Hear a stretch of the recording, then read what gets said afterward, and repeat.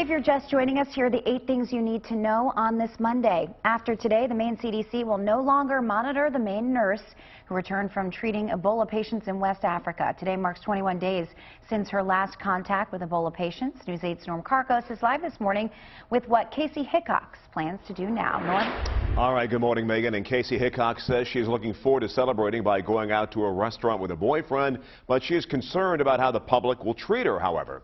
Hickox has been under mandatory monitoring, of course, in Fort Kent for the past couple of weeks, but that is now ending. The incubation period for Ebola is 21 days, so if she does not show symptoms by today, she is in the clear.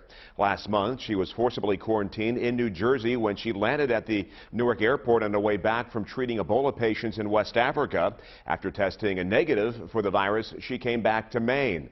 The state tried to enforce a quarantine here, but a judge sided with Hickox and instead upheld active monitoring. Hickox says she plans to move out of the state with a boyfriend altogether and would return to West Africa, quote, in a heartbeat to continue her work there treating Ebola. Here in the studio this morning, Norm Karkos, WMTW News 8. Norm, thank you. A 3-year-old girl under state guardianship is safe with her foster family this morning after being reported missing over the weekend.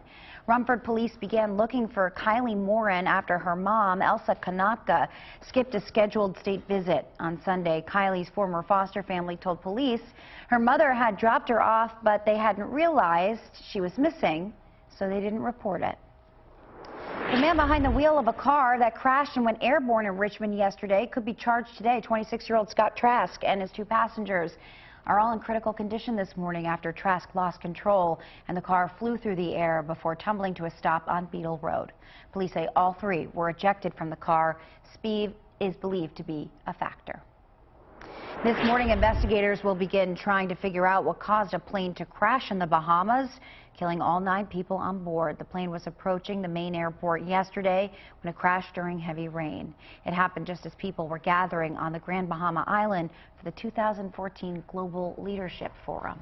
Continuing the 8 things that you need to know today, the president is in China this morning holding high-level economic talks with some of the world's top leaders. On the table right now, what President Obama calls an historic agreement, the Trans-Pacific Partnership. A dozen countries are considering a major trade deal. President Obama says that they are making some good progress. General Motors, may have known about the ignition switch defect earlier than it really was admitted. The Wall Street Journal reports the automaker ordered replacement switches almost 2 months before it notified the government about that problem. The defective switches are linked to at least 30 deaths and dozens of injuries. Well, winter is arriving a little bit early. Americans across the country, look at that, already bracing for an Arctic blast. As much as a foot of heavy snow expected in the upper Midwest this week, a couple with brutal frigid temperatures as well.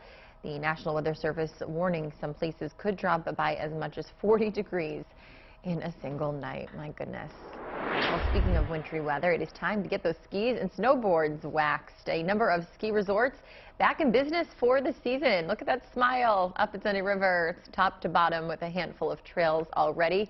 Wildcat, New Hampshire also now open for the season. Meteorologist Mallory Brooke once again will be heading to resorts for her weekly ski and board reports coming up in just a couple of weeks. Matt,